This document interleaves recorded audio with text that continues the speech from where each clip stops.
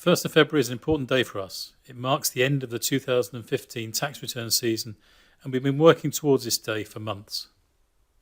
So, Happy New Year, and remember there are just 363 days left to file your 2016 tax return, so file early to avoid the rush. Appearing on the screen are some of the topics I want to cover today. It's all about how we organise the preparation of your tax return, and we'll start off by looking at how the 2015 season went and then look ahead to how we organise ourselves going forward.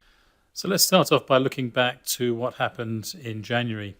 Well, we finished all our tax returns with time to spare, so we could look around and check for stragglers. So building on our success for 2015, let's look ahead to the next year. An important part of our work is communication. We have used email, but that is fraught with issues, and our preferred means of communication is now our secure client area, where you can log in, upload, download, review and approve.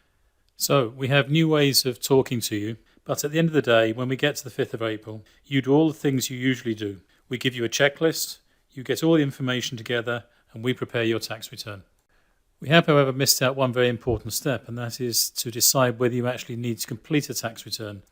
Here is a reminder of the link on the HMRC website where you will find a useful tool to determine whether you need to file a tax return. And this is the web page you will find. It is very easy to use, so go and have a look. The first step in the tax return process is to provide you with a checklist showing all the details for your last year's tax return and asking you to add in this year's data. You can do this online. At the same time, you can upload copies of your P60s, interest certificates and dividend vouchers. We know you're busy and we know that the filing date is a long way away, but if we don't get what we need, we're going to nag, because we don't want you to get penalties for filing your tax return late.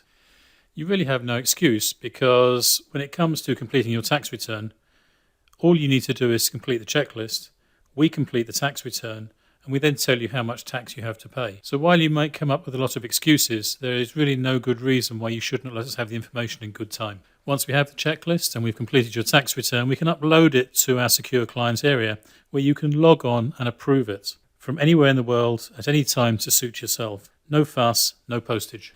In closing, I'd like to remind you of what's lurking just around the corner. There's going to be a lot of changes coming up fairly soon, and in future everyone will log into a digital tax account and enter their tax details, and we will all be getting used to paying tax a lot more frequently. I think you will get a sense from this that both technology and the tax system are in a constant state of change. Both are constantly evolving, and it sometimes seems difficult to keep up. That's why we're here. I'm Alan Long from the Long Partnership, making life less taxing.